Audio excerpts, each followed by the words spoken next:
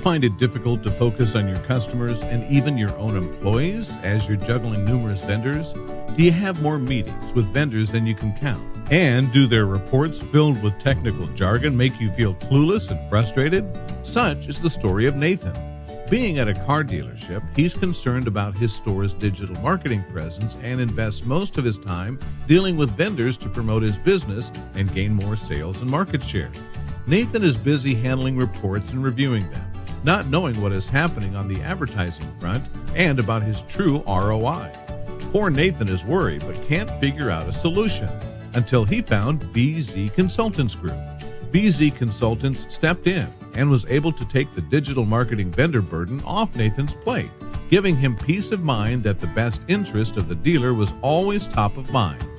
Being an unbiased third party, BZ Consultants always made sure to relay the reports in easy, relatable, and actionable ways so that Nathan could best utilize the data. Now, Nathan can focus on what he really wanted, the customer experience and growth. By being your digital marketing business partner, BZ Consultants Group will remove the hassle trying to hold your vendors accountable and increase your productivity with the time you will now have armed with true data. Together, we make it possible because your success is our goal.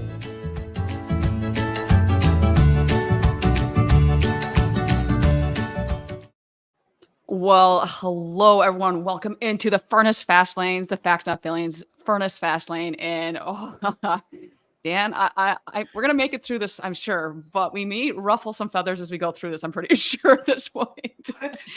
What? Us? Never. I actually got a text saying, man, I don't ever want to be on your or Dan's bad side ever. I was like, all right. So for those who don't know, we're obviously doing the Furniss Fast Lane here, and I've got Dan Moore with me, who is newly appointed with Dealer Funnel, hence the incredible kick-ass hat he has going on right now, and with Dealer World. By the way, I'm really liking that hat. So whoever designed that outfit was you, Troy, Kenny. I believe it was Kenny. This might be Kenny and Jeffrey. So, I mean, if you need one, I think we could probably get you one. I will definitely rep that sucker. Definitely rep that. Got that, Kenny? You listening? Kenny, if you're watching this later or you're watching it now, make that happen. Or just wait till we're at MRC in a couple weeks in West Palm or Palm Beach. I always get those two confused, by the way. Like, is it West Palm? Is it Palm Beach? And opposite sides of the nation. It's like West Palm Beach. It's something. It's something.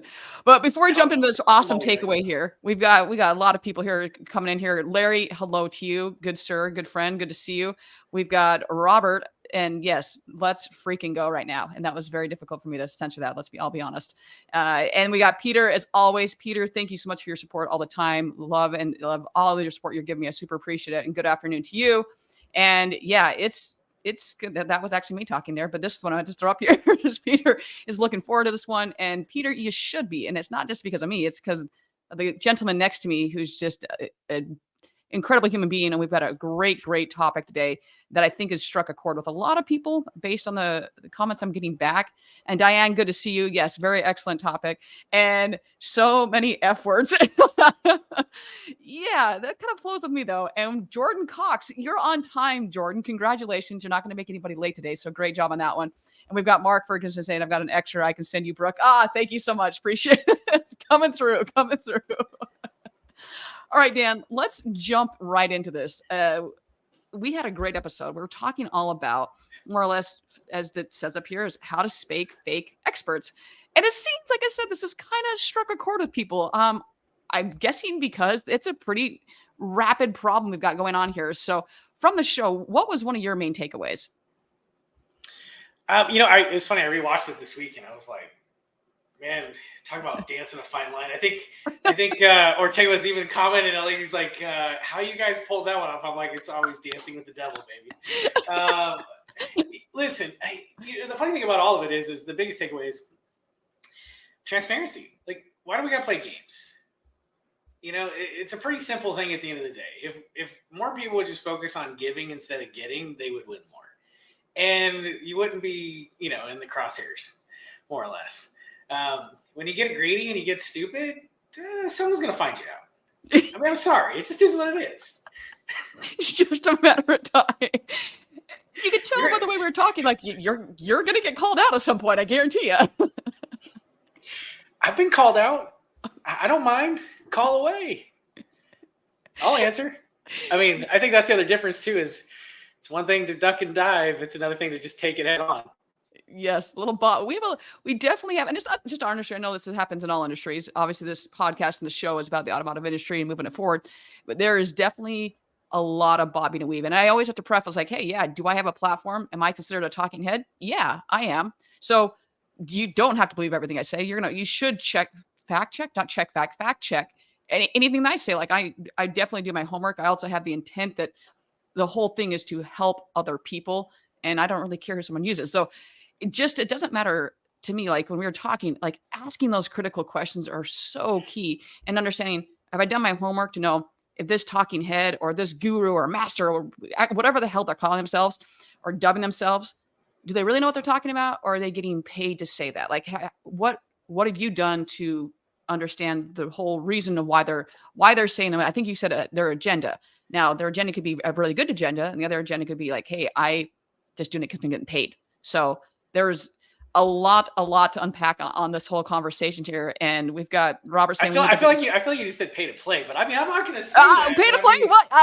Probably yeah. Let's just go with pay to play. Yes. And Robert, I mean, but a lot of people are paying to play on their authority. I mean, you think you just like got on a magazine because? I mean, most of the time it's. I mean, some of you guys, I'm sure, got in those Facebook ads. Want to be on Forbes? We can put you on Forbes. Click the button for the right amount of money, you can get on Forbes. I mean, yeah. Yes. And like we could go. You and I were talking also. I don't remember if it was I can't remember if it was in the show or just we were talking in general.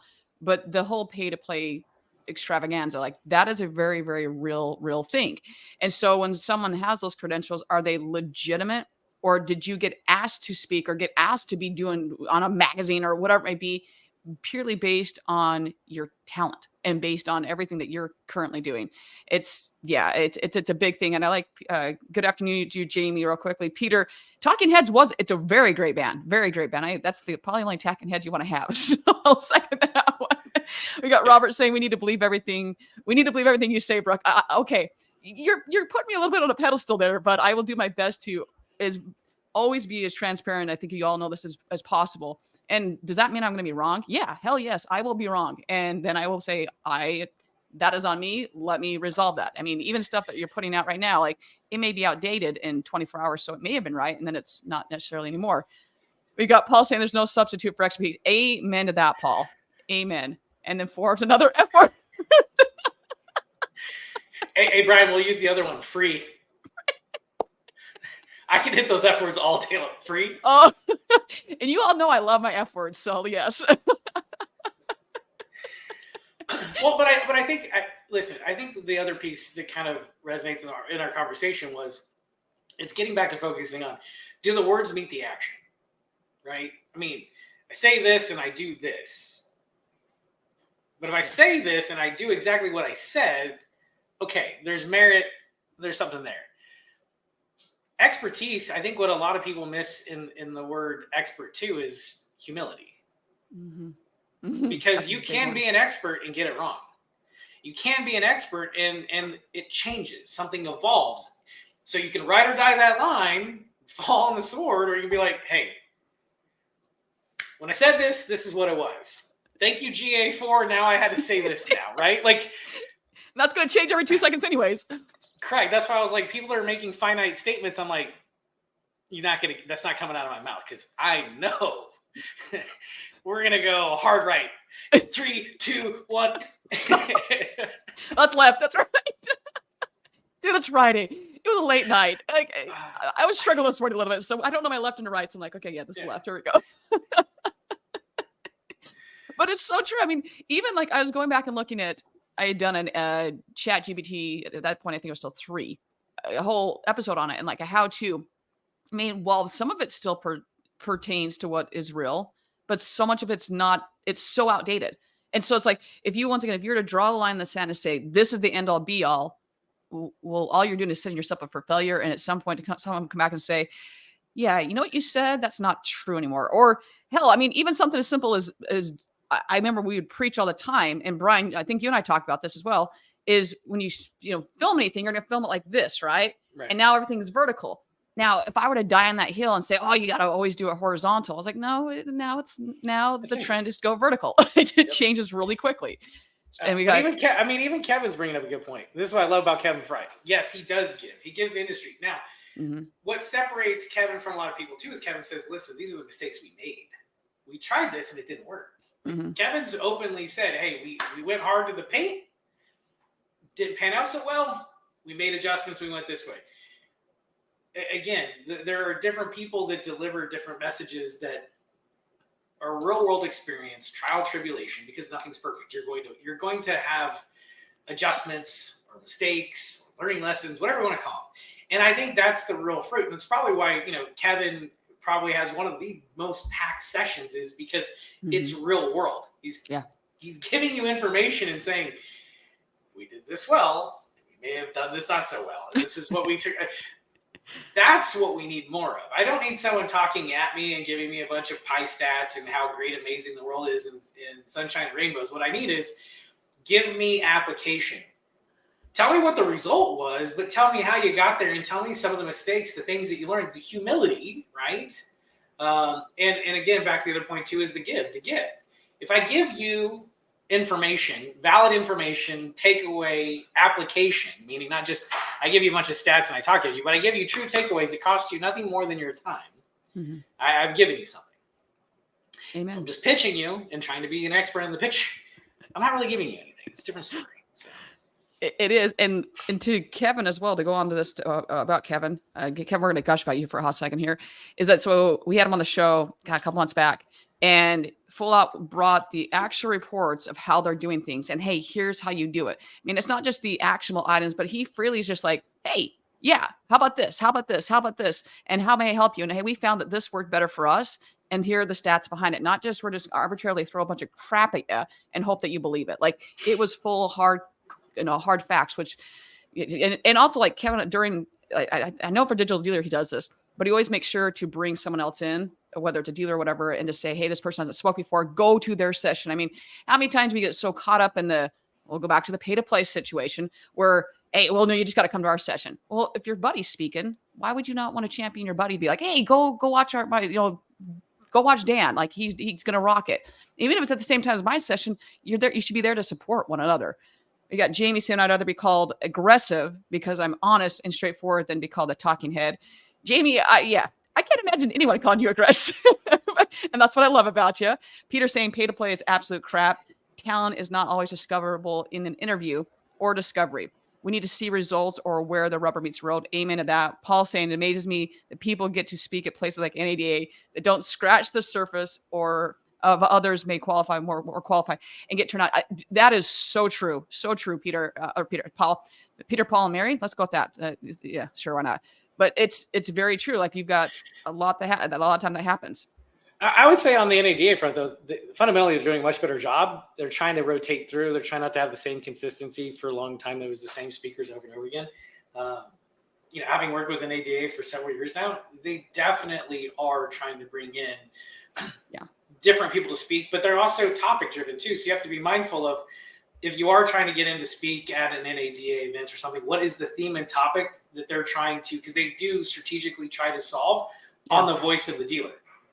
So if you're invited to a 20 group meeting or whatever the case may be, is they are looking for a subject to be fulfilled, whether that's talking about AI or that's talking about, CDPs, whatever the buzzword might be. Hold up. It is Friday, and I got to catch up from last night. So. You may be busy. If this is the game we're playing, back to the game we're playing.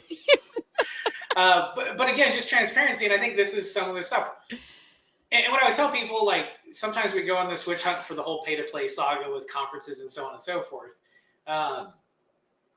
It's just a strategy. Like, at the end of the day, we get a little bent, butt hurt, things of that nature. Listen, you got to accept the playing field for what it is and figure out how you want to play in the playing field. We can spin out all day long and talk crap, or we can just navigate the playing field. I've been doing this for far too long. I made a joke at Digital Dealer. I feel like a grandpa at this point in time. But I'm just saying, like, if you know the playground, right, you know the rules of engagement, then you go engage for the betterment of your business, whether you're on the dealer side or the vendor side, right? Yeah, it's true. It's true. I got to bring up, by the way, Jeff, congratulations on speaking next week, but I'll be doing that in the aisles. Brian, we may need to coin this one, is that there's more pitching in auto than in baseball. Oh, that might be the comment of the day. Thank you, Brian. Well, I mean, this kind of goes back to creating it. The problem with that too is it's the environments and the intent in what we created. I mean, when you take a conference, right? Let's just break it down, both sides of the fence. Dealers are coming to get an education. Vendors are coming to get an at-bat, right? Because they got to pay the freight to come to the door, right? Sponsorships aren't cheap. No. So there's a balancing act, and I think those that are putting on the show, it's their responsibility to find the middle ground. Meaning, how do I get the right amount of education in the parts that make sense, and how do I get the opportunity for the vendors that have paid to sponsor and fund the event to get the at-bats they're looking for? Sometimes we lose sight of that. Yeah. I think we just got to do a good job at bridging that gap, so that way, the overall pitch fest kind of slows down a little bit. But I would say I would just use the word it balances better. Maybe might be the deal. A little balancing act, if you will. Because again, I know people want to go get educated. That's why you're going to a conference, to learn something. Yeah. More importantly, network with your peers. I mean, I think in every instance we get hyper triggered on finding the problems in anything. I mean, some people would say, hey, they went to Digital Dealer and felt like the traffic was down. Okay, well, we can complain about that, or we can look at the opportunity that presented itself. And I think that's what we got to do on both sides of the fence, is find the opportunity. Somewhere in that pitch, there might be a piece of data that made sense. There might be something that you see in that pitch that might solve a problem that you have in your dealership. I don't know. You just got to find the middle ground. Amen. I don't know if you want to take this question from Jamie. Do you feel that many of us that for most of our careers have been on the retail side need to focus on our own people versus the larger market? Ooh, you want me to soapbox that one? Here's what I do. Yeah, so Jamie, hopefully I hit on this one. If we're just talking about on the dealer side, what I would say is I think dealers need to regain ground and understand that their dealership is it's like your fingerprint. We all have different fingerprints. And I think we get hung up in getting consumed with what everybody else is doing. We forget what can we do. No matter what somebody else is doing that they're having success at, you can't just replicate it. It doesn't happen that way. If they have a better website, you're like, oh, I'm going to sign up with CDK. I'm going to do this, or I'm going to do that, or whatever. I'm going to get this sales trade or whatever. It may not have the same result because your store, starting from your people and your process, your inventory, location, there's these variables that make you unique.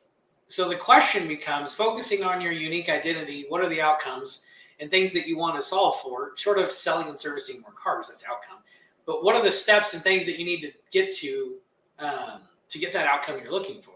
So I think focusing on your own strategy and then understanding what you have in your at your fingertips, meaning what solutions you have, what processes, what people, building those, and then finding those gaps and understanding, here are my gaps. What do I need to do to solve that? Is it people? Is it process? Or is it a product? Right? I think that's where we got to get back to. I think we go out, we see shiny objects. Someone creates a new buzzword. We got to sign up and try it. But we've never given an ounce to a process or an execution path to how we're going to have success with it. We just think if we buy it, it's going to do what it does. And I would say 90% of the time, everything you buy requires your attention. And a lot of it. Your people, your process, and your time. And if you're not going to do that, then you're going to write a check and not feel fulfilled. Because the unfortunate side is everything needs your intention to execute. Yeah. You got Kevin saying it is ultimately up to the dealer on what ROI they gain from the show. If only one attends, one session stays up to 2 a.m. I think it's party. I think that's party. It's partaking in the party. Maybe that's what you're going with. We're gonna. Yeah, it's Friday, and then says the show say that the shows are BS. No, personal motivation, accountability is key. Education plus networking equals success. And to that point, like even when you have those, in fact, I'm actually going to bring our friend Paul up here. That most go for the selfies, and yeah, there are definitely a lot that just go to make those selfies and make them whatever. But if you go in, regardless of conference and regardless the ratio is, what is your purpose of that conference? Is it to your point? Is it to be educated? Is it to network? Parties and free dinners isn't a good outcome. Dan Moore's dinners. I mean, okay, if that's the case, I totally understand that. You do not want to miss a damn more dinner. Kevin's not gonna say anything loud. He'd be like, well. But truth be, but Kevin's spot on. I think sometimes, what are you like? If an executive team is paying the freight, what are you going to do? What is the outcome you're looking for? No different than I tell people all the time. Well, we're going to NADA. What are you gonna do? We're going shopping. Great. What's your shopping list? Well, what do you mean? Yeah. Well, if you're going to shop because you have problems or you're looking for solutions to problems you have in your dealership, then make the list, make the team, and understand the strategy that each person plays in the role of solving this problem as you walk around NADA. Yes, it's nice to the point of networking, going to shows, going and having nice dinners, whatever the case. That's what I'd say the bonus. But the intent and the intention should be, what are you doing to move your dealership forward? Are you getting educated on things that you don't understand in the market? Are you looking for solutions to solve a problem that you're currently having? Are you tired of, maybe someone's not pulling their freight that you signed up with, so you need a replacement? What is that? But I think you got to go with a plan in mind before you do anything else. Yeah. Because I think strategy is key. And I think sometimes we lose sight of that because we are such a reactive industry. We're not always proactive, which proactive leads to that strategy. Agreed.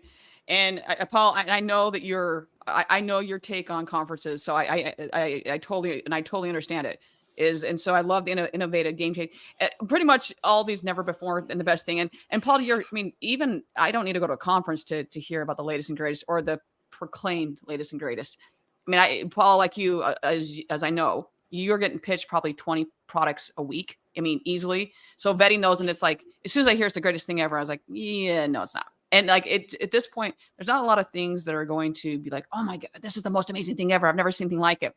It's a lot of regurgitated information, or we put it in a different label. And so they're supposed to be different, and it's not necessarily that. But doing your homework, whether it's at a conference, whether it's someone's pitching your product, whether you're just talking to a friend, whatever it may be, to be like, but is that really the case? Yeah. And I think those words don't have any, I don't gravitate to those words. They're said all the time. There's track words that are said all the time. I don't really care if I'm switching lenses and saying, okay, today I'm not a vendor and I'm just back in the dealership and I'm going out and I'm doing something. I'm looking at something that's solving a problem. So for example, if right now my service scheduler is causing a lot of pain for my people because it's creating more operational inefficiency than efficiency, then I'm going to go, what are the things that we need to solve for? What are the pain points? Okay, people are calling more. They don't really want to call. So how do I solve that, right? Yeah. And then once I solve that problem, what are the pieces that we need to have in the store, meaning what kind of people, what kind of process do I have to have, and then go shopping. So use your buzzwords as you pitch me, God bless. But I'm going to be like, hey, cool, time out. This is what I'm looking for. Can you show me that you do that? Show me. Don't tell me, show me. Yep. Yeah. Then from there, I can get past all the hype lot and get into, will this benefit and solve a problem I have in the store? Words are words.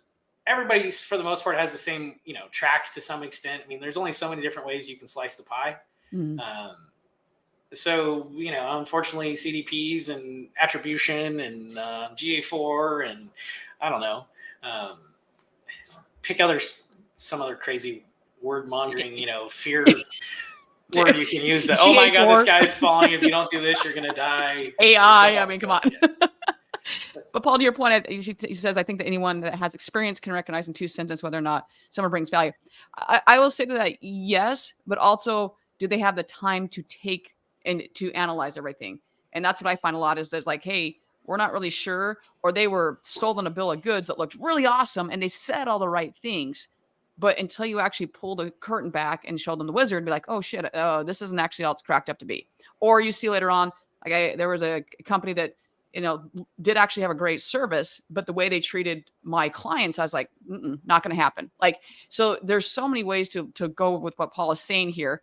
And Peter's saying white, whole wheat, Italian, French, it's all bread, but just same as being pitched. Exactly. And process is the number one problem the dealerships experience. I'm in stores every day in a large territory and see it 100%.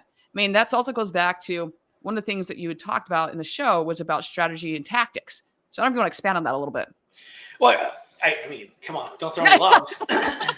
Well, first I'll say the statement probably just pisses everybody off is at the end of the day, I can tell you this looking at data for a long period of time and being in auto for as long as I have, we have to get really, really honest and say, are we just buying ourselves out of operational inefficiencies? Okay, I'll say that one more time. If you're just buying your way out of operational inefficiencies, you're not doing anything to better your dealership. Nope. And what I mean by that is like, hey, we need more leads. Great. If you're not really working the ones that you have properly and effectively, then you're just throwing cash into the fire because you don't want to address the problem. Mm-hmm. So why we, want to go on vendor witch hunts, we can, it's fine, but we also have to kind of like look in the mirror and go, hold on a second. Am I the problem? Are we the problem? Right? Gotcha. And fix that first, because majority of spend, especially around marketing, is really a little bit on the wayside at times because you're just throwing cash at a problem you're not willing to fix. Mm-hmm. Or you don't know how to fix, or you just haven't raised the hand and said, hey, I got a problem. Can you help me? Right? Yeah. Tools, to your point, tools don't solve problems, people do. 100%. Tools add operational efficiencies if truly bought in on and executed against. Mm-hmm. Just because you bought it doesn't mean it does all the work. What products do you actually use versus what you have? Big difference. Majority of people have a CRM and they use less than 50% of the capabilities. And some of the actual budgets that I've seen, they're paying for ancillary products that actually do what the CRM does, but they didn't do the proper training or hold people to the process. So it actually did it. But no, we just burn more cash. Oh, yeah. Well, I mean, we've talked about it before. I mean, I see groups that will buy let's say like a video tool. Okay, that's great. That's going to help you so much. You no longer have to type that email. You're going to have better ROI. You're going to have better growth. You're going to have better, there's no downside to video. But yet they won't use it. Like one store, a couple stores will use it and the other 90% won't. That's because they expect someone else to do it.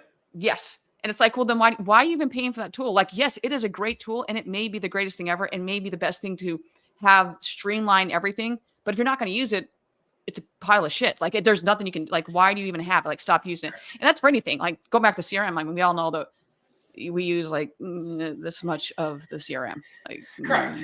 Yeah.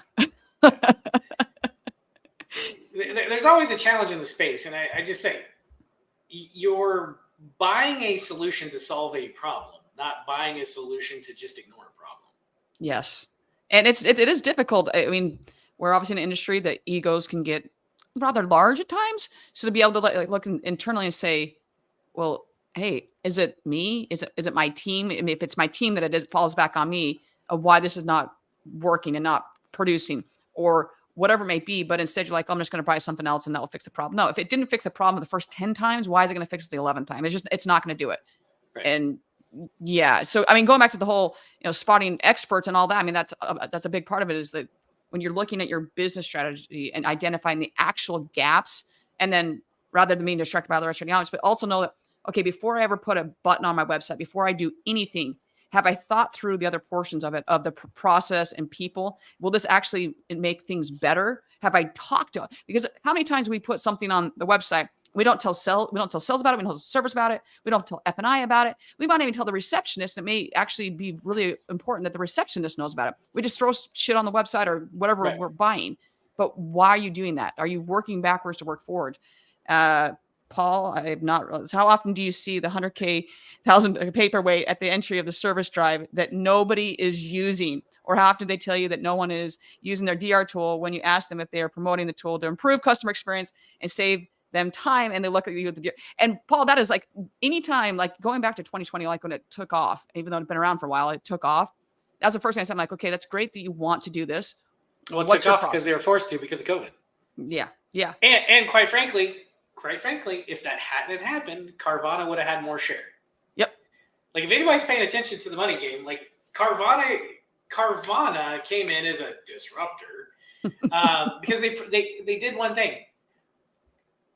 As in the car industry, we do a great job at marketing, but sometimes we forget that we're really good at marketing and we take like time off or something. So then we allow a disruptor in and they fill a gap that we're not talking about. So they came in and said, we make car buying easy, blah, blah, blah. Look how easy it is. We put a car on a little thing. We drop it off at your house, blah, blah, blah. We've been doing that forever. Like I remember days of getting cars dropped off at my house long before it was a process of any of that. So we go into this whole deal. COVID hits. DR's been out there. Again, COVID kind of escalates. All dealers jump on board. That kind of cuts off that customer experience approach. Everybody started promoting it. The reason why like DR tools or buying centers, all this stuff fail is because there's no strategy inside the dealership of how to optimize what they just signed up for. If you're buying a DR tool, customer doesn't know what a DR tool is. I have no you idea. have to create your own brand, your own marketing message, and your own process and execution inside the dealership if you're going to have any level of success, period. Yeah. Yeah.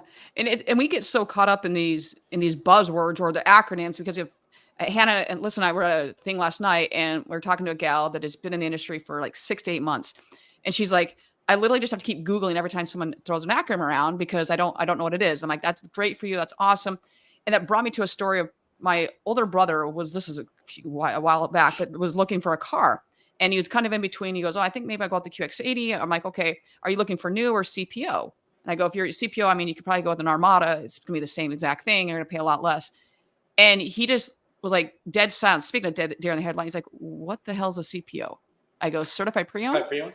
And he's like, I don't know what that is. I mean, so we just take for granted that we know all these terms and we throw it around. And sometimes you may do it to make yourself pound your chest a little bit more to make you sound better than what you really are, or to confuse the other person so they're going to buy your product. But I was like, man, that's something I just took for granted. Like something to me, I thought was as simple as certified pre. I'm like, how do you not know what that is? So I broke it down. And he's like, oh wow, that's really good. I think we're going to go that direction. But well, and Paul makes a good point. He goes, we aren't doing as good a job as you think. What has made value a word of mouth, personal referral or a paid ad going out cold? I would say this. I mean, I tell dealers all the time, go into your DMS, look over the last 5 years, whatever you want to do. Okay. And see how many customers bought from you that had never done business with you versus how many customers had done business with you. And that'll tell you what you want to know.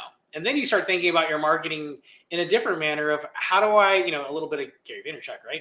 But how do you go start marketing and putting those marketing dollars to the referral customers? How do you keep them engaged, keep them in the life cycle, push them through, create a better experience, right? Better, all people is they'll pay for experience. If you guys don't know that, I mean, we all do it. We're suckers for it. Amazon, hello. Well, not even just Amazon, like those that travel. Do you want to wait with everybody else, or do you want to skip the line? Do you want to get in the premium? Do you want to have status, right? We all are consumers at the end of the day. And I think sometimes we forget that we think a certain way because we're in the business versus just stop, be a consumer. Yeah. Go look at your website. I mean, don't even get me started. Don't get me started. You go listen to. You had to go. You just had to say the W, didn't you? I don't mind the F words. It's that W word. Oh, here we go. Ding, ding, ding.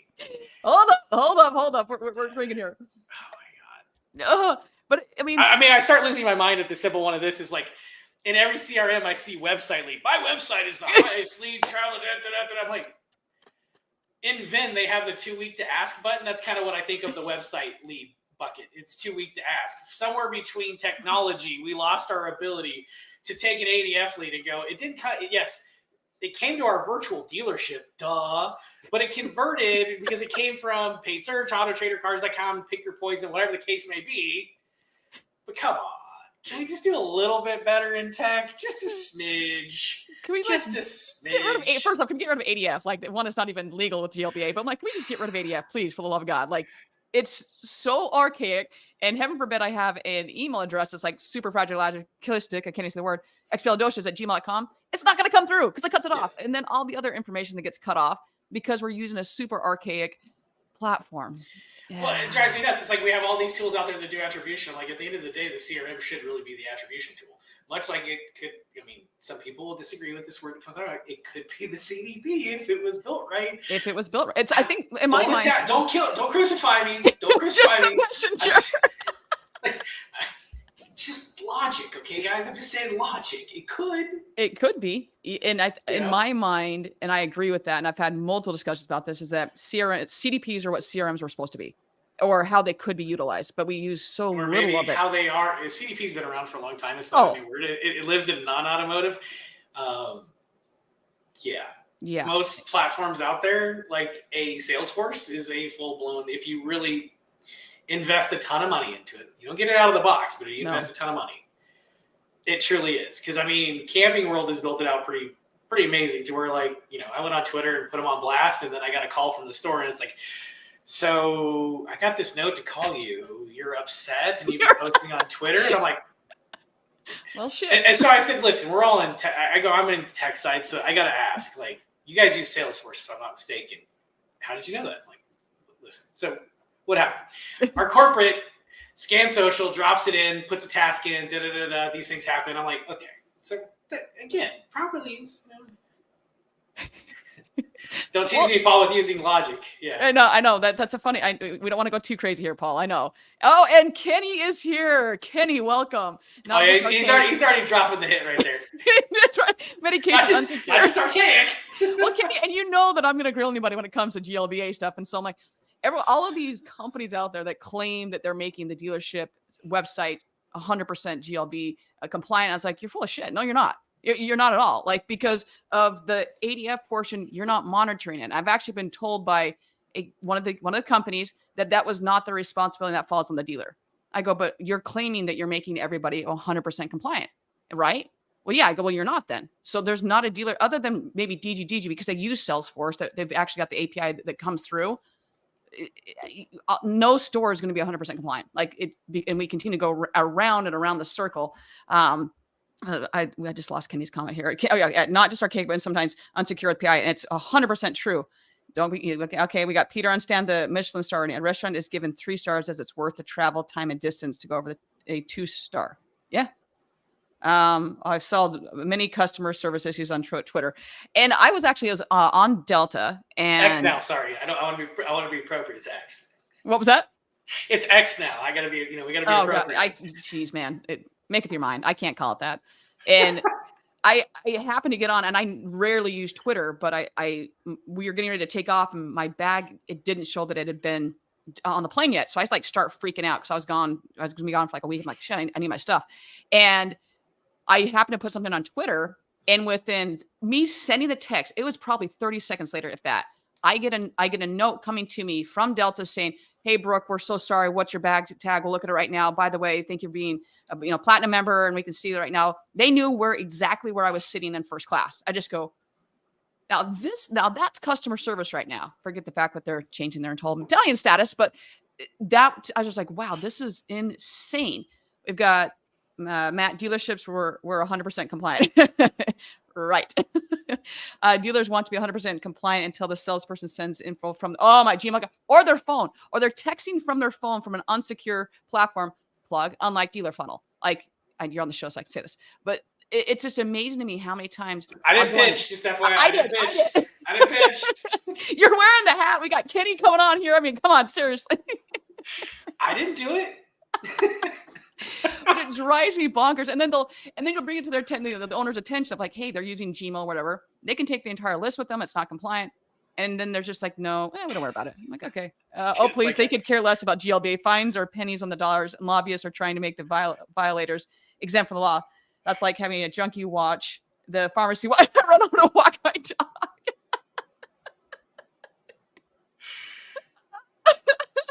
Oh, flexing first class, more F words. Well, that I was upgraded, so it wasn't like it's the joys of traveling a lot. But no, there's just so many things to take away from whether it's and the other thing about when you see someone in person, that's the other thing is that Paul said earlier, we can really quickly see who is real and full of shit, more or less. And yes, but it's sometimes because of the social world that we're in, and everybody wants to post the best moments, and I'm like, but your other life is absolutely horrific and you're not doing well. So when you actually talk to that person, are they the same person in person that they are on camera, or maybe just a little bit different and not worth the hype? That's a big one for me. I heard Brooke just open up a can of worms. Yeah, between the CRM, between the chat, talked about page speed. I mean, there are so many things to go through. I'm like, or I always love the ones too, Dan, and you'll love this, is that you go onto a site and there's like 50 GTM containers, or there's 7 Facebook pixels. I'm like, what are you doing?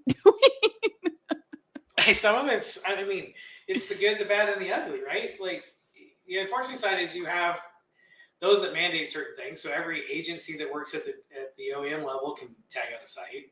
There are some things that create challenges. At the same point in time, everybody's like, oh, we'll just keep everything in our container. That's a dangerous game too. I mean, having come from Vista Dash, hey, put your stuff in our. I'm like, we're not putting our stuff in your container because here's the thing: if you muck it up, you're coming after. Yep. Amen. So there's a lot. And by the way, we did site audits by a third-party company, and I was like, that really kind of said, no, we'll never do that because there are website providers that were grabbing PII. And I'm like, oh, yeah. Wait, is this blatantly running? And they're like, yeah, that's blatantly running. Like, here's the email address, here's the person's name. I'm like, oh, whoopsie. Well, and even if it's not, let's say the website provider is doing a great job, you can have a tool on your site that is also doing the same thing. I know Cap One is now rectifying the situation, but they were doing the same thing where they were just grabbing and PII like crazy and siphoning off all the data from the website. Does everybody not know that Cap One is like one of the largest where everybody goes for the PII scrub? It's I don't think that they do, honestly. I mean, everybody gets mad about like in automotive, it's like Cox or cars or something like that. Like not even a blip on the radar, guys. Not even a blip. Yeah. When it comes to financials and all the different household information, it's Cap One. 100%. Yeah. Like he talks about the button, I'm like, oh. All you gotta do is for the marketers in the room, if you want to like really pay attention to how the world plays in marketing, all you gotta do is go watch an election. Oh god, yeah. Yeah. Anytime there's an election, I call that kind of that's where Dan goes dark and just becomes a student for a minute because you're seeing every tactic unfold. You're seeing for everything. You're getting creative. You're seeing words. You're seeing strategies. How do you think they're so good at targeting? And how dangerously good they are at targeting in the aspect of manipulation. Mm-hmm. Yes. Be very clear. It's on both sides. Don't like. This is any side, right, left, down the center. No, I don't listen. No affiliation. Don't care. I go in. I don't care. This is where the I don't care button comes on because I'm looking at both sides and understanding the playbook, and I'm going, we are dumb. I mean, it goes back to my favorite thing that Netflix said. Our greatest competition is sleeping. We're winning. Hello. I haven't heard that one. Oh, that was one of the quotes. It was like they're literally talking about competition, like sleep, and we're winning. But it's so true that also like looking outside of automotive, and now going back to Kevin Fry, it was chimed in here earlier, that he does, he'll make sure to look outside of automotive for social media, whether it's, all these different things that, yeah, we do an okay job, but there are people that do a hell of a lot better job than us. And why are we not looking outside and saying, I need to go to that over there. I need to turn this meeting to this because they've got it dialed in. And to your point, like going dark and looking and seeing, wow, okay, so this is working. Okay, if I do this and taking notes and always be learning and be the student. I mean, that goes back to the humility part of it. Because even if you are a talking head, and are you constantly looking to better yourself and learn? And then the same breath is, please, for the love, stay humble. Like it is going to come back to you at some point. 100%, it's going to change. I mean, I love Paul's statement, forgive me for my cynicism. It's like, no, I share your same point. Like, yeah, I am, trust me, skeptic at heart. Yeah. Until I can punch through I'm going to punch holes in it until I go, okay, you're on solid ground. That makes sense. I get where you're coming from. Yeah. And ask those questions. Right. And sometimes I'm like, when I'm not on solid ground, I'll be like, hey, this is my, this is my hypothesis. This is what I'm, based on the information I currently have, this is what I can kind of guess where it's going. Mm-hmm. But I'm not going to be finite. I'm going to be finite until I have more facts, because even if you take, I go inside a dealership and we look through marketing budgets. If you just give me the first, here's my marketing budget, and here's my lead source ROI report, I'm already going to make bad decisions for you. Because if I'm not going to follow it up with more questions and seek to understand, like, what's your inventory run? Used, new and used for the last 6 months. What's, give me some more data so I can at least understand and create a better mousetrap for you. If I'm just going to look at numbers and be like, oh, your paid search company sucks because you have no conversions. We have no conversions because your inventory is not there and you're just spending money and you're not even paying attention. And they're doing the best job they can because they think they're marketing your inventory, but you only have, 68 used cars, only so much they can do. Plus that you have all these leads, but if I look at it, I have 40 leads on one car that I can only sell one. Yes, and that is such a big one that that I know there are some people talking about, but so many people don't understand that process even. Because let's say you get a great car in that's like a special vehicle that's, whatever. You don't have to do anything. People will find it. People are going to find it. And once again, why are you paying for advertising on that? Like, let's just break that down for a second, because you don't need to, because people organically are going to find that. Now you can do more organic posts on it, but there's no way, based on you've seen way more data than I have, but based on the data I've seen, like, you have a hot piece of inventory, your sales team can go put it on their own social media page. Somebody's going to sell it. So exactly. Yep. And if you look at organic traffic, somebody's going to seek it out. Like, if you have something that's hot, they'll seek it out. Yeah. And it is key to like really look into, say, because too often it's just this blanket, we're going to do a paid search or any type of paid advertising, and it's on all the vehicles. All of your vehicles do not need to be advertised, like paid for advertising. Organically is fine, but when you start paying for it, do your due diligence and understand, okay, this car does, in this model, man, we're seeing all the traffic, like 90% of the traffic on paid advertising. Okay, then you know. But if it's organic, once again, why are you paying for that? Like, you're lighting money on fire for no reason at all. And I don't know if you have the number on how many people actually look at that, but man, it's crazy how many people I have seen that don't look at that. Yeah. Paul, we ship worldwide on a product nobody needs, and most need to feel in hand before purchasing. They get on planes to come buy something from us that nobody needs, yet our customers won't drive across to buy tires from us than that they do need. Yeah, and it's true. I mean, also trying to get any type of fixed ops, tires, parts, anything like that is most dealerships' websites insanely difficult. Like, there's a reason why people are going to Tire Rack. Does Tire Rack actually sell better, have better products than the dealership? No, they don't. But they do a better job at the customer experience and advertising as well. 100%. Well, they have more content and information on the site. We have a page. You want to buy tires, or it's just a tire special. Yeah. There's nothing else to that. There's no, like, if you buy tires, rotation, flat repair, like everything that we hit. It's so funny that we just don't provide enough information. And you guys if you guys aren't thinking about this right now, because your fixed ops bays are busy and you're 2 weeks booked out, that isn't going to change, and you're not building a strategy for the long game on that one, you're probably in trouble, because the independents already have you beat on quality score. They already have you outranked organically, and it doesn't cost them as much to market against you on paid, and you're going to have to come in swinging. Yep. Yeah. So if you're not building that foundation now and getting your website provider to build out better pages, or your agency or whomever to build more robust content around fixed ops, you're missing the boat. Because again, perception in the market is you're more expensive. Reality, You're not. Nope. Because by the time you leave Jiffy Lube with an in-air cabin air filter and a few other fun facts, you paid way more than the $29.95 oil change. And I don't know if I told you this story. So I was working for a while ago. I was working for another company, and I asked. I was in a dealership and asked the GM, the GSM, and the service supervisor. I think it's the service manager, and their moms were in. And I go, okay, just out of curiosity, what is cheaper? What is more bang for your buck? And is Jiffy Lube cheaper, or is your son's dealership cheaper to get your car serviced? All three moms, Jiffy Lube, 100%. The dealership is way higher. And all managers just like shook their head. They're like, no, that's not the case. It's not true. And if you cut an oil filter, right? Go get oil filters from each one, cut them in half, and you show me which one has better quality. Yep. And the OEM, and let's say, because there are times that you may be more at a dealership, there's a reason for that. So what are you doing to show, the reason we're a little bit more than Jiffy Lube or than Tire Rack is because we have an OEM product, and that OEM product is going to last longer. It's got the warrant, blah, blah, blah, blah, blah, whatever it may be. And we have certified technicians. It's not, and no knock to Jiffy Lube.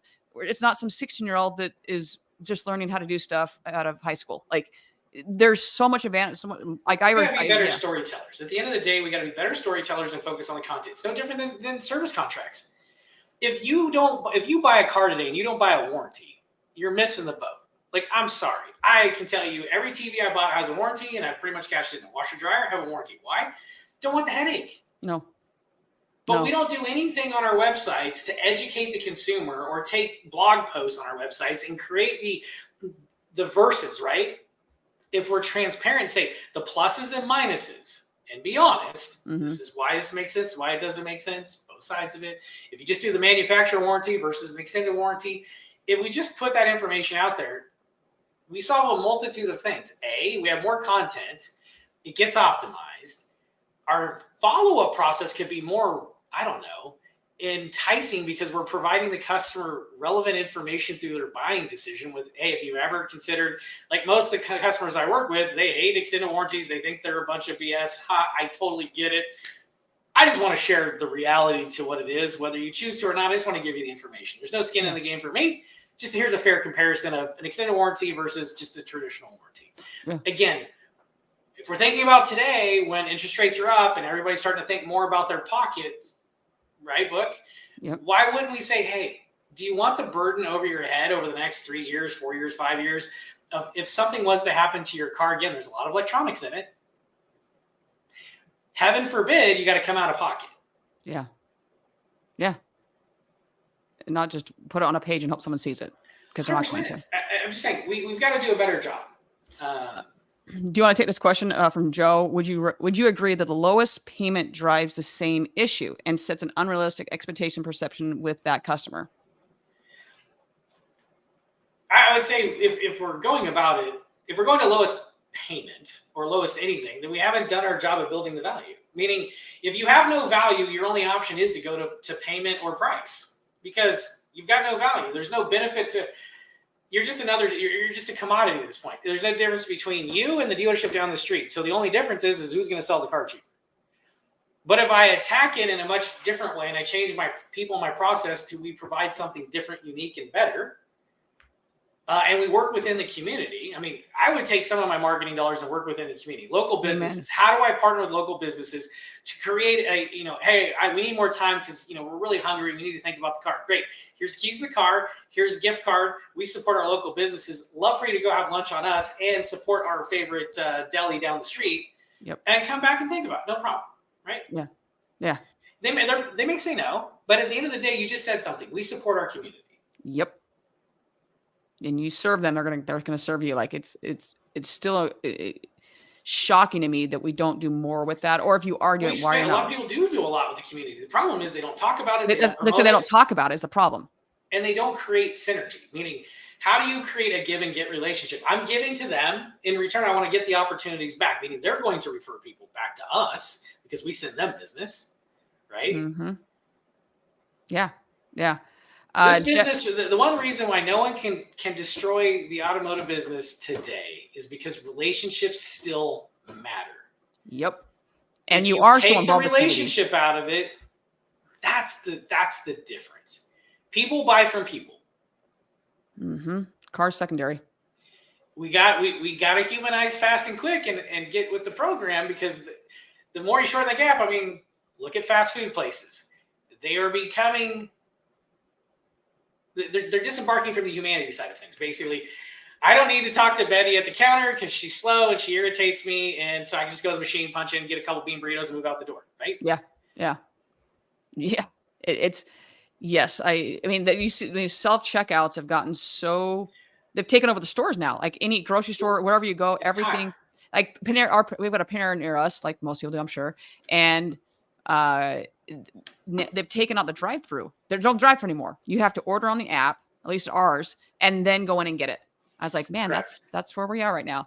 Tim's saying that's value, Paul, giving time back to the customer. We got Matt saying the give and get comes when you do more than give money. You need to show up in events, volunteer as a coach, show up and personally give the scholarship. Giving money is just that, giving money. When you participate in what you donate, then you see that right. And Matt, to your point, I remember working in the dealership and they did a phenomenal job at giving back. I always applaud it. I just go, before we partner with someone, this needs to be more than writing a check because that is going to be seen through real quickly. So with whomever you partner, what's the game plan after that? Because you can give thousands of dollars to a hospital or cancer or children or whatever it may be, dogs, whatever. But what's the aftermath? What if you hate dogs, but you're donating to dogs? Like, right. I love the ones that are like, oh, we're pet friendly. And like, then they actually hate animals. I'm like, what are you doing right now? Right. We got a couple more from Paul here. Value-based beats price all day long. Do a better job with the needs assessment, build value in the product they want to buy, get their buy-in and educate them about their value. and trade in, get their buy-in. Instead, they'd rather get a good combative verbal jiu-jitsu and deal with Monday morning phone calls, or not even have Monday morning meetings. Also, always exceed the value that you're looking for. Yeah, I mean, there's so much to this. It's once again, it's just working back to work forwards and all that. Oh man. Well, even the Monday morning phone calls. Let's go into that one. For I don't know, since the test of time in digital, Monday through Friday is where consumers shop. They shop between 8 and 5. They're at work. So if you're trying to call them. Yep. And yes, I'm pitching. Because if you're not texting them, which everybody knows dang well, like, I'm sorry, I got to do it. I don't care who has a texting platform. Fine, I'll be fair. But at the end of the day, everybody's on one of these little crack items. They're little crack boxes, okay? And you're not going to send an email and win. A text is right now. If you're not like texting with your customers, you're losing. Yes, it creates a better experience. Number one, most people just want to text anyways, right? Because they're at work. They're not going to respond to an email because they're on the company device, which is nowadays with all the stuff going on. People are monitoring and spyware, and they're watching, making sure their employees do work, but they can't do that on their phone. So the phone's fair game. Yep. Yeah. Number one. Number two, if nothing else, can we agree on every website you should offer the customer a way to communicate the way they want to? Not with 27 different plugins, which, by the way, if you're using chat and text providers and so on and so forth, some of you guys literally have 2 to 3 different chat providers and text providers on your website. So it's like, if you start something, you're like, who am I texting? And if I cancel this person and the customer texts me, but we cancel their product, do I get the text messages anymore? Do you own the your chat come to me? Do I own it? Like, do I own the phone number? You got 2 chats popping up on the left side and right side. Like, I don't know what's going on. It's whack-a-mole. What is going on? Oh, I know. So don't give me. Sorry, I digress. Pitch over. But please, for the love of Pete, just take the time and understand where your consumers are and how they want to be communicated with, and it would solve you 20 million phone calls a day of, I got a voicemail. I left a message. I'm going to channel my Brooke inner Vegas voice. Good luck. I've got a call. A little bit more raspy than that. Oh, if you missed Digital Dealer, Brooke went to dinner. Dealer E, and they went to the freak show, whatever it was, and she spent most of her time yelling to talk to people. So by the time she came, it was like, "Hi, I'm Ruth. Back off, I'm starving." You got some tea with lemon? And I remember like that night, I was telling you, I was like, don't worry, I'll be back in the morning, because I was speaking on Wednesday. I was like, it'll be back. It didn't come back. Like, I'm just now starting to get my voice back over a week later. Like, yeah. But we had fun. Peter's like, back again to how we don't know DR for customers.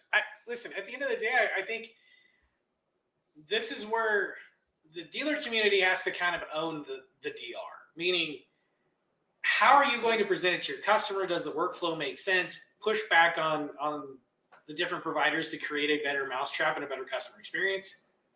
But more importantly, the DR is it is you. It is a representation of your business. It's an extension.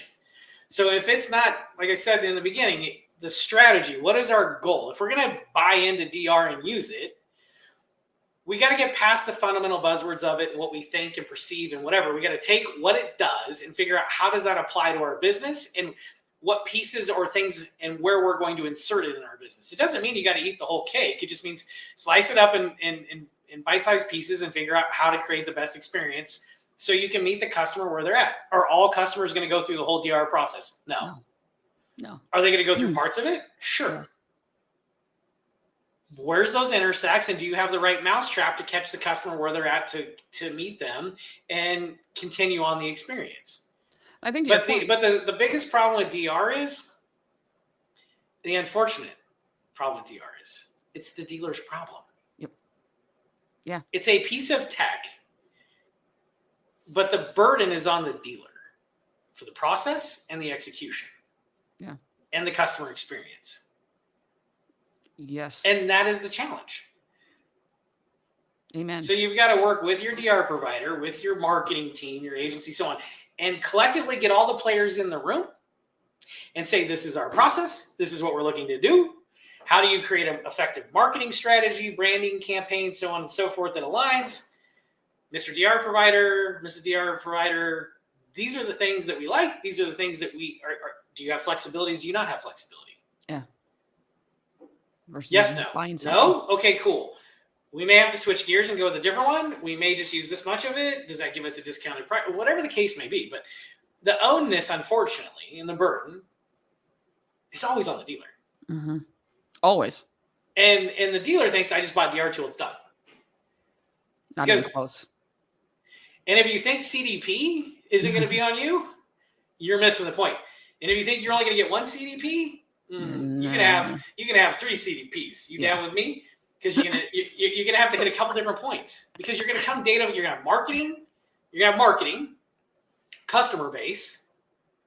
There's a multitude. You're gonna have to stitch it together because there's no finite solution yet. Agreed. That's the whole CDP thing. I think that's a whole episode in itself of just. And I'm not banging on CDP products out there. I'm just saying that they serve a different master. So you have to understand that CDP. What is its strong primary function, and what is it doing, and what data is it pushing back and forth, and what can you connect to execute against it? Amen. Dan, it's been over an hour again. We did this again. Like we lose track of time. You and I, we start talking. So if there's any other questions, throw them in here. Otherwise, I'm going to let you go back to your day. Oh, hold up. Check out webinar Nissan is already doing, listening, responding, and resolving social media. You can learn from Mike, who is the social media customer experience for Nissan. Okay.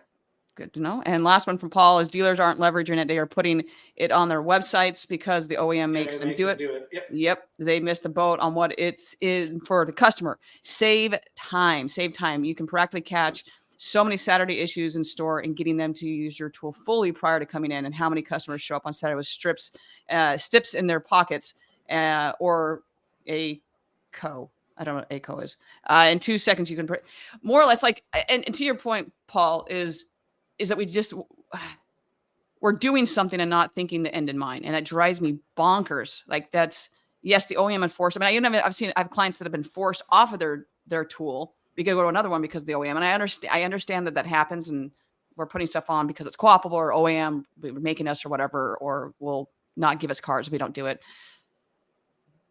Or take cars from us, one of the two. But looking to say, okay, does this fit in our process? Do we know, hey, the customer continues to fall off at this point? And then what are you doing? Because they're on your site right now and they're putting a trade in, they're looking at stuff. Then they stop. Why are we not picking the phone and saying, hey, Brooke, I just saw, you were looking at the Mercedes AMG. And I want to make sure that you didn't have any, maybe it was late at night. Maybe she had to go put the kids in bed. Maybe she's going to work. Just want to make sure there wasn't any other issues because you are going to be able to get to them right at that point when they're on your website. So why wouldn't we want to do that? But do you have a provider and your partner or someone that has that capability? Or if they do, are you using it? Yeah, but then Kevin comes in with the slay stats right now. We've got Tim saying. Tim says, I mean, it's a wrong and right, Tim, because again, I'm saying it takes multiple because you have to deal with the stone walls. Yep. That's the problem. So yes, you could have one, but the problem is you need, and again, we haven't even gotten the OEM certification of CDPs yet. Sorry. So yes, hypothetically, one should be it. I mean, we went back and said CRM earlier. I mean, I'm not going to throw that out there. But even to, the point, there's a lot of different things. I think the biggest problem in the automotive software community is the BS statements of open APIs. Sorry. No. I'm not sorry. No. Nobody wants to collaborate. I will collaborate with anybody. I always have, always will. And no matter how hard I try, I'm out for my little piece of the garden. There's plenty of business to go around. How about we just take care of the dealers and we'll all win? Yeah. Take care of the dealers so they can take care of the customers and everybody wins. Kevin is a perfect example of what he's saying right here. We get about 55,000, 60,000 pencil deals a month out of digital retailing. If you guys don't know this about Kevin, process driven. Holy shnikes, process driven. They have a training center at Weiler. I mean, there's a reason he was in the military. Right. It hasn't left it is in the DNA. Process. Kevin and Weiler team have success because top down, bottom up, they believe in process and execution. Yeah. And therefore they will get the results, or they will miss the boat and readjust. Yeah. And they'll keep doing it and keep perfecting it until they get the results they want. That's the difference. It's a good example. That's why I love listening to my friend Kevin Fry when he's at Digital Dealer, because he always brings great information that dealers can take away and actually execute on. Yeah. I mean, we've all, if you don't know also, I mean, it's short of DR, which is, yes, that process. I mean, the chat, I mean, he was one of the first to make chat more conversational, and then realized, wait a second. Replace forms. He got rid of forms. Like, we're not doing email completely anymore. And I remember Kevin and you and I are talking about that. And I'm like, do you ever just kind of like, yeah, that was done how many years ago? And we're still talking about it, but okay. All right. But then he even went on further to say, wait a second. What is happening now is we had to tweak the process because our salespeople aren't paying attention. Like, oh, I just got to get because the chats were converting so well that, hey, we got to change the process again. Okay, you can't take it, on your days off, don't be taking chats. I mean, so it's a constant looking at the process. Wait, did you have to tell someone not to work on their day off? Kevin, I believe that's what you said. They couldn't take chats on the day off. I hope I'm not misquoting you. Oh, and we'll follow up with Brian Ortega. And Brian, I'm loving the photo of the zombie right now. Like every time I see that, I just laugh. One of the best, Dan Moore. So yeah, and I would agree with that. Like Dan, I know that as you say, like you are constantly looking to collaborate and saying, whatever I do to help. And hey, learn from my mistakes. Like I will help. And Dan doesn't I've made plenty. Yeah, yes, that makes two of us. I mean, Dan will he will be there to assist and help any way that he can. Like that's just in his nature. So that is the humility. That's the constant learning and saying how may I help you. If you haven't already, connect with Dan. We'll put this up one more time, but go connect with Dan. LinkedIn. Well, you want to separate. I'll leave you guys with this. You want to separate the noise in the industry. Talk to the ones that tell you more about their losses than their wins. Yep. Amen. I like that one. Man, Dan, as always, it has been a lot of fun, and we learned a little bit. We've laughed. We maybe cried a little bit all the same time. Maybe all of them. I'm not sure. But everyone, just thank you for being a part of this. Oh, Robbie. Hey, Robbie. Today was an amazing show. Thank you, Brooke and Dan. Thank you, Robbie. Super appreciate it. Just as always, like we're in a world right now it's a little bit tumultuous. Just find a way to serve today, everyone. Find a way to be the joy in someone's life.